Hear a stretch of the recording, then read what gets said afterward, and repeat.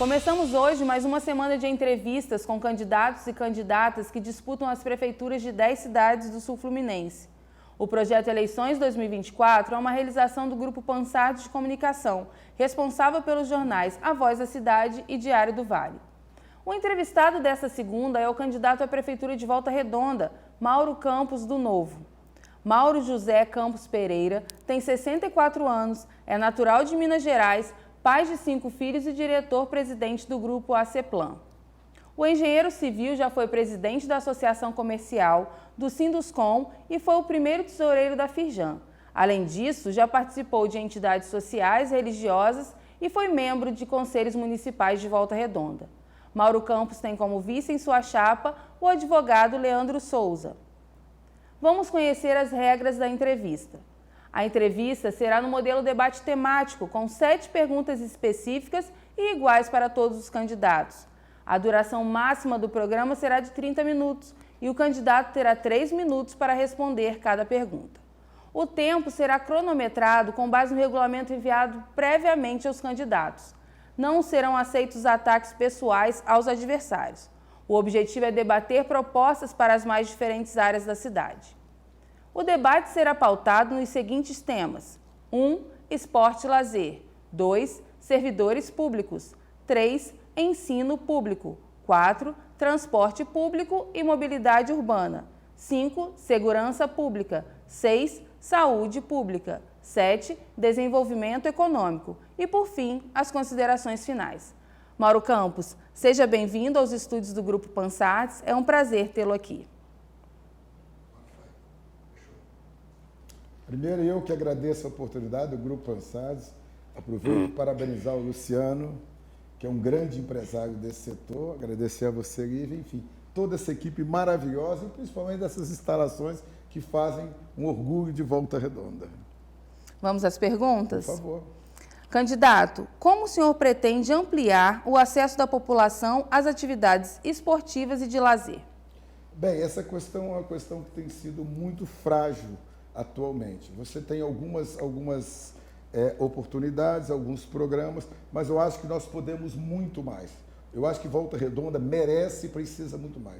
Nós temos equipamentos de todos os tipos. Nós temos quadra, campos, ginásios, temos a Ilha São João, temos aqui essa parte de atletismo aqui no Valdac, temos milhares, e isso muitas vezes eu tenho percorrido toda a periferia, todos os bairros periféricos e também do centro, tenho visto muitas vezes equipamentos fechados. O que acontece? Com os equipamentos fechados, nós temos uma ideia a seguinte: fazendo com que outros profissionais, que não só da prefeitura, possam ocupar esses espaços em horários vagos, trazendo alunos particulares e, em contrapartida, cedendo vagas ou fazendo a manutenção dos equipamentos em troca desses espaços. A gente ampliaria muito, facilitaria vagas para quem não pode e faria com que cada vez mais esses espaços, em termos de esporte e lazer, pudessem ser ocupados. Além disso, nós temos também a ideia de fazermos projetos na arte de cultura, esporte e lazer, que seria o banco de projetos. São projetos que podem ser encaminhados tanto por entidades ou por profissionais, para que a gente, junto o poder público eficiente, com o poder de abrir espaço, de entrar nas empresas, pudéssemos buscar patrocinadores que iriam viabilizar esses espaços com vagas para a comunidade. Ou seja, tudo que nós conseguirmos fazer colchões de sustentação econômica para manter um projeto, nós seremos parceiros, repito, tanto de entidades como de profissionais. Isso iria fazer com que esses espaços crescessem muito. Depois nós temos aí na linha dos campos e tal, esporte de alta performance. Eu acho que nós temos alguns membros, alguns atletas de Volta Redonda, como o meu sobrinho Thiago Pereira, que chegou onde chegou, tem medalhas em vários campeonatos mundiais.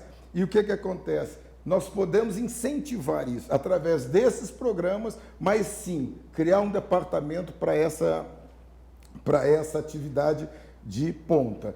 E também os campeonatos intermunicipais, interestaduais, entre as escolas, entre bairros, e não só de futebol, handebol, basquete, aí pode entrar também a parte de balé, de qualquer outra atividade que junte o esporte com a cultura, que são duas atividades fundamentais, principalmente para tirar o jovem do risco de descaminhos. Eu acho que por aí a gente vai conseguir ampliar muito o potencial já instalado em Volta Redonda, e fora novas oportunidades que também virão.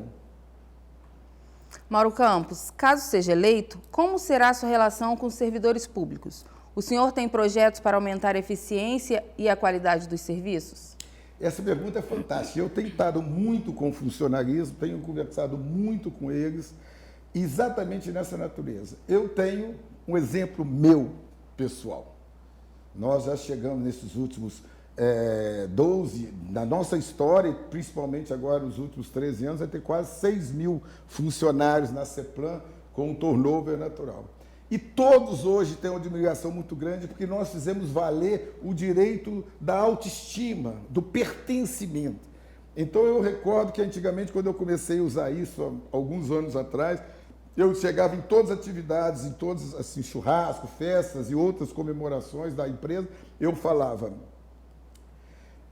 toda vez que você intervier num projeto, num prédio, a CEPLAN, você diz: eu construí esse prédio, e não só o Mauro Campos. Porque sem ajudante não tem pedreiro, sem pedreiro não tem parede, não tem elétrica, não tem hidráulica, não tem carregado, não tem engenheiro, não tem Mauro Campos.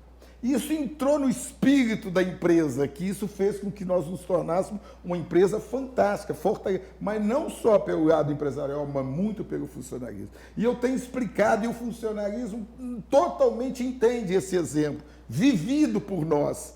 Então, o que acontece? Nós precisamos valorizar primeiro o funcionalismo em termos de pertencimento, de saber que ele é o responsável pela administração.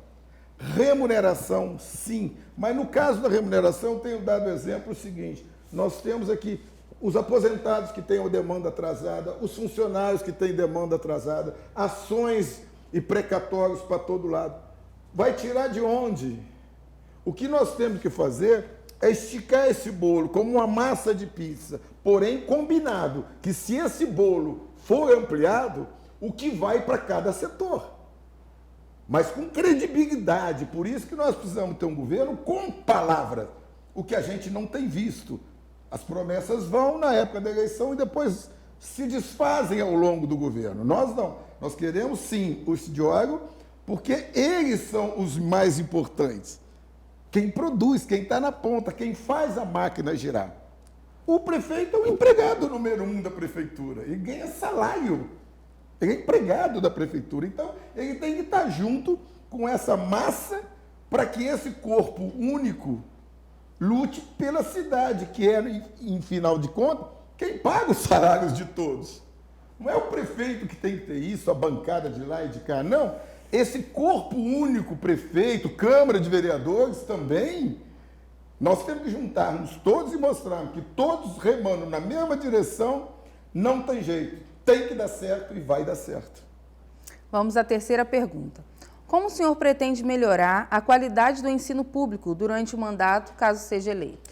Isso é fantástico, porque eu acho o seguinte: eu tenho dito muito o seguinte: quem não mede, não cresce.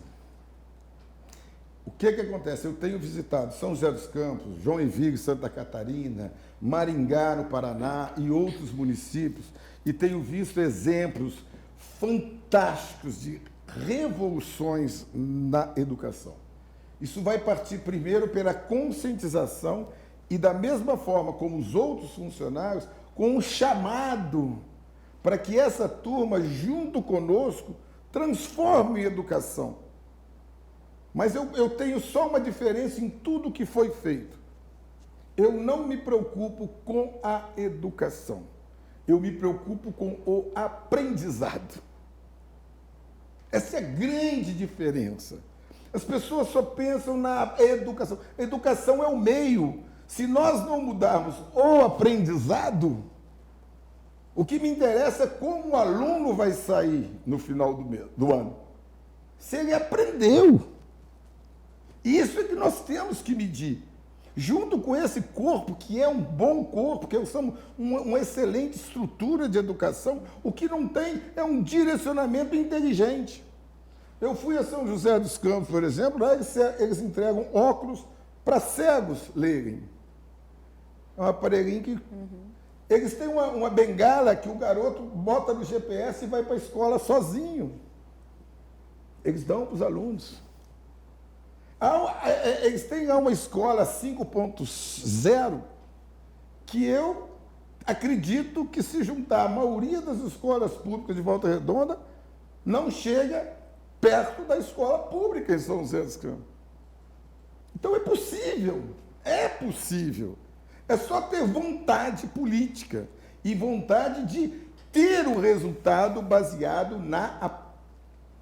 no aprendizado. Agora, para isso, temos que ter a política do bônus, temos que ter a política da requalificação, temos que ter a política do pertencimento, da comemoração, um instituto que premia os melhores professores, as melhores turmas, os melhores colégios. É fundamental que você incentive o agente na ponta, que é quem está executando. Você não pode ter lá um secretário que não tem essa cultura, não tem essa vontade, não está dentro dele o aprendizado. Importa para nós o que o aluno da prefeitura de Volta Redonda, a partir do ano que vem, vai sair ano após ano com o seu aprendizado pronto. Em relação ao transporte público e mobilidade urbana, quais são as suas estratégias do seu plano de governo? Primeiramente, eu acho que o nosso grande projeto é a linha verde. É uma linha de ônibus que vai circular em torno da CSN. E aí, fazendo uma pausa na explicação, Volta Redonda, ela é bem cilíndrica em torno da usina, lógico, até porque cresceu, e com 11 estações, ou seja, vai passar na Vila, Aterrado, Retiro, Beira Rio, Ponte Alta, Conforto e Girar esse ônibus. São ônibus gratuitos, confortáveis, em que a pessoa vai, ao exemplo do tarifa zero, vai poder utilizar gratuitamente. E saindo desses ônibus, 11 estações que vão ligar esses aos bairros. Ou seja, você parar, vai ter uma estação na entrada do complexo Vila Brasília. Ali ele vai pegar outro ônibus que já está incluído para ir para... Ou seja, o trajeto dele vai ser curtinho. E assim vão ter vários... Você não vai ter mais 10, 20 ônibus, um atrás do outro, na Vila ou na Ponte Alta ou no Retiro. Você vai começar a ter trajetos. Isso vai fazer com que aquele ônibus ele vai muito mais vezes ao bairro, porque é um trajeto curto. Ele vai ter provavelmente o mesmo motorista, não que a gente vai interferir na iniciativa privada. E outra coisa, ele vai permitir, sem questões judiciais, que nós possamos mudar as linhas da cidade. Você tem um sistema viário de transporte público há 40, 50 anos, o mesmo sem funcionar. Só piora. Principalmente depois que deixaram a Sul-Fluminense quebrar. E não fizeram licitação para novas empresas. Diminuiu de 200 e tantos ônibus para 100 e poucos ônibus. Os mesmos. Então, quer dizer, essa mudança do sistema já vai para... Outro é o programa de apoio a motoboy, mototáxi e motorista de aplicativo e táxi, com pontos de apoio que nós chamamos de VR Express, que é com água, um lugar para carregar, para descansar, para esperar a nova chamada. Isso vai dar também um dinamismo. Óbvio que isso vai estar atrelado a uma educação e num apoio à questão dos equipamentos desse público-alvo, que desafoga. Se você tem isso bem organizado, você tira o carro da rua.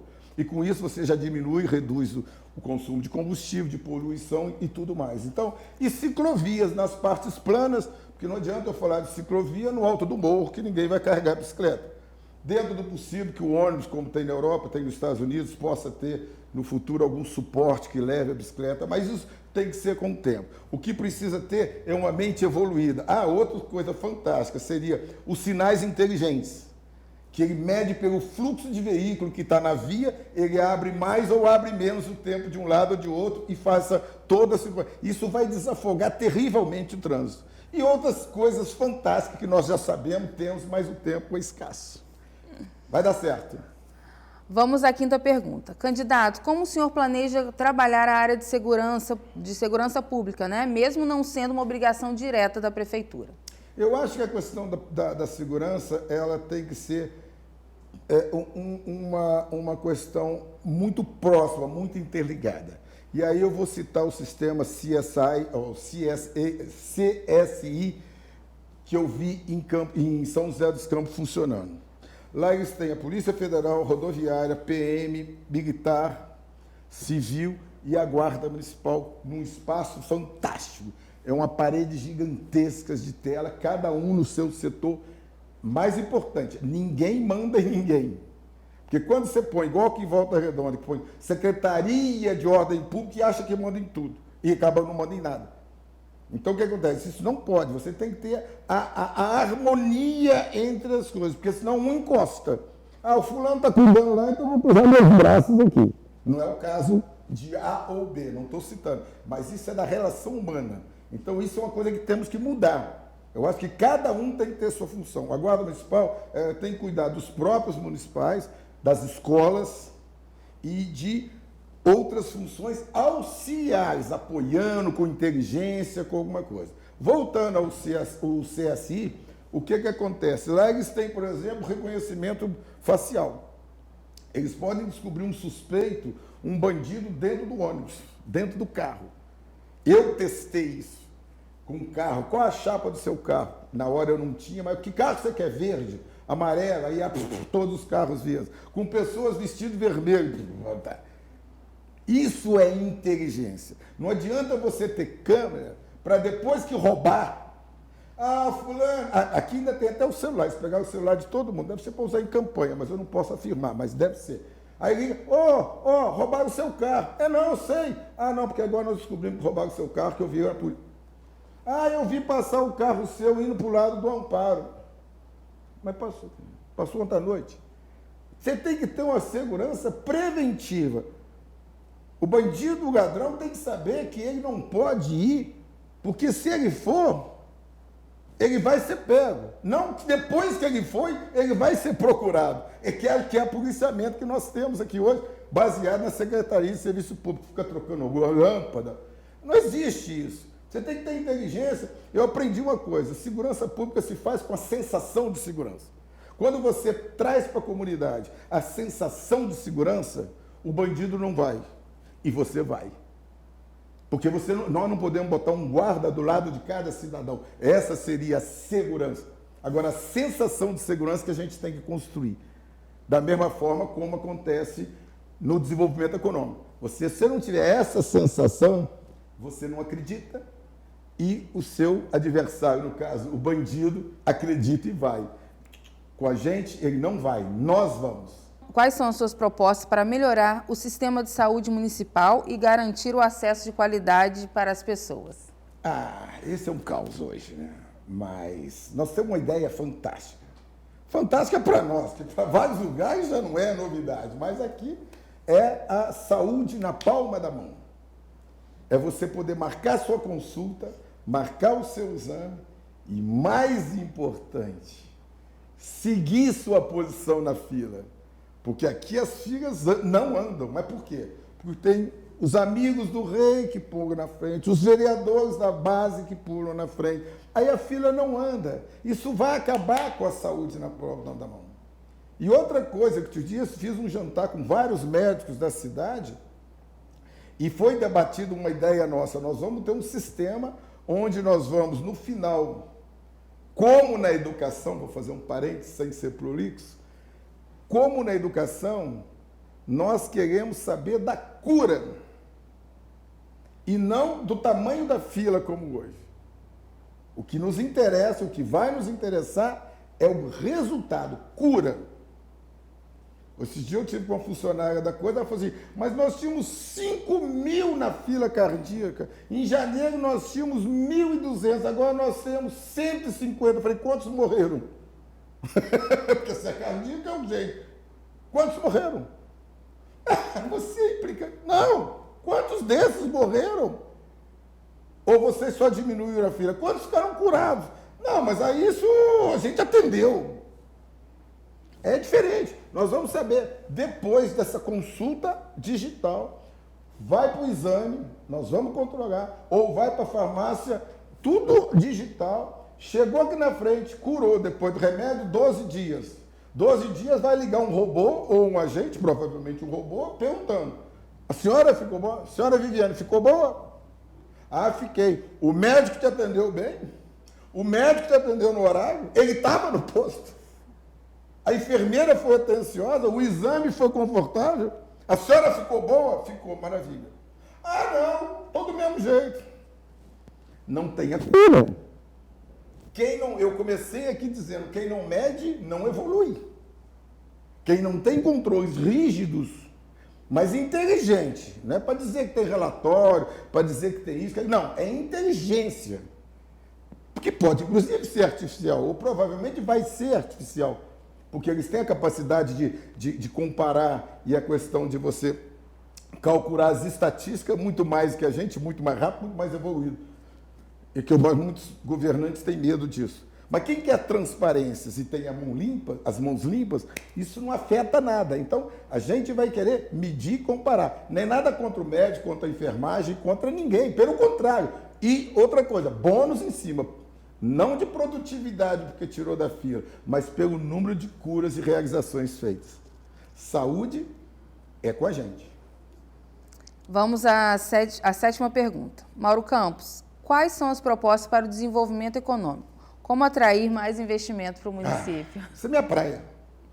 3 mandatos, 6 anos presidente da Associação Comercial, 20 e poucos anos presidente do Sindicato da Construção Civil, diretor da Federação da Indústria, diretor da Câmara Brasileira da Construção Civil em Brasília, e com mais de 20 missões internacionais, missões, não é passeio não. Então, o que eu já vi várias feiras na China, na Itália, em Dubai, na Inglaterra, em outros, na Alemanha, várias, na França também, onde você tem lá vários guichezinhos, espaços, onde estava lá o representante da Bavária.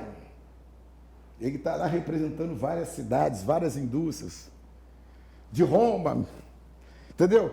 Isso é buscar. Eu tenho dito o seguinte, o único lugar que vai ser mais difícil de achar o nosso secretário de Desenvolvimento Econômico vai ser na poltrona dele, na cadeira. Porque ele vai estar em São Paulo, em feira, no Rio, Fortaleza, Belo Horizonte, no exterior. Não adianta ficar igual passarinho. Quem já viu passarinho no ninho, fica com o biquinho aberto esperando que o papai ou a mamãe dê alimento. Nós vamos buscar as empresas. Nós vamos ter um book de apresentação digital, eletrônico, de última geração, para convencer que aqui é um lugar de acolhimento do empresário e não um emissor de inscrições municipais. Vamos cobrar impostos. Vem para cá, quando alguém chega a vir, até bota lá um tapetinho rosa, branquinho, vermelho, nunca. Mas logo depois, botou a etiqueta, pá! Carimbou o número de inscrição, virou inimigo. E as pessoas sabem disso. Nenhum empresário vem para uma cidade sem antes pesquisar com seus pares. Quem são seus pares? Ou são amigos, ou são do mesmo ramo, ou tem alguma relação. Não vem. E quando chega aqui e tem o feedback que tem, do histórico, não fica. Não fica. Nós temos hoje Barra do Piraí, bater na nossa porta aqui, cheio de indústria. Pinheiral não cabe mais. Resende, Itatiaia, Piraí. Todos os lugares nós perdemos o protagonismo. Mesmo com a usina. Nós temos aqui um orçamento de 1 bilhão e 700 milhões. Você sabe que per capita, o orçamento de Volta Redonda é maior do que o de São José dos Campos. E maior que de muitas cidades do Brasil. Mas eles comparam com o quê? Piraí, Resende, sei lá. Enfim, desenvolvimento econômico, esse você já conhece, não tem dúvida. É Mauro Campos também. Estamos chegando ao fim da nossa entrevista. Mauro Campos, você tem 2 minutos para dizer por que o senhor deve ser o próximo prefeito de Volta Redonda. Eu acho o seguinte, eu tenho 64 anos, como foi citado, sou um empresário realizado, graças a Deus. Eu costumo dizer, viu, que eu tenho muito mais do que eu imaginei um dia e muito mais ainda do que talvez eu mereça, sem sonegar imposto e sem dar propina. Dizem que é impossível, não é. Consegui muito, muito. Tudo que eu sei imaginar que uma pessoa pode querer como eu pude, eu conquistei. Com o meu risco, com o meu capital. Só que com 64 anos, com os meus filhos já nas empresas, nós temos todas umas 20 empresas, fora Portal da Saudade, a Ceplan, Fazenda, Bahia, para todo lado. O que acontece? Eu vi que Volta Redonda não suportaria mais 4 anos dessa desadministração. 4 anos dessa turma que está aqui sugando Volta Redonda. Estão até importando gente para o gabinete para sugar, vir de fora. Entendeu? Você passou a ter, eu gravei um vídeo que eu dizia o seguinte: se você tem uma má influência do seu lado, você vai querer ir lá, você não vai. Então, nós precisamos fazer isso. E imaginando que Deus me deu toda essa bagagem, tanto como engenheiro, como curso na França, curso em outros países que eu fiz, eu cheguei à conclusão seguinte: Deus não me deu isso tudo só para mim ficar, como dizem, muito rico. Não. Deus me deu isso para fazer o que eu fiz, gerar emprego, gerar impostos, ajudar as entidades, ajudar milhares de entidades aqui na região e principalmente agora para fazer o que só eu posso fazer em Volta Redonda. Ser prefeito, mudar os rumos dessa cidade e criar a expectativa e a esperança de que Volta Redonda será uma das melhores cidades verdadeiramente do Brasil. Mauro Campos, 30. Encerramos agora mais uma entrevista do projeto Eleições 2024 do Grupo Pansat de Comunicação, quando recebemos o candidato a prefeito de Volta Redonda, Mauro Campos. Candidato, agradecemos a sua presença e boa sorte na sua caminhada. Eu que agradeço a você, novamente ao Luciano Pansat e todo esse grupo maravilhoso, e principalmente você de Volta Redonda, que vai nos levar para o Palácio 17 de julho, agora em outubro. Um abraço.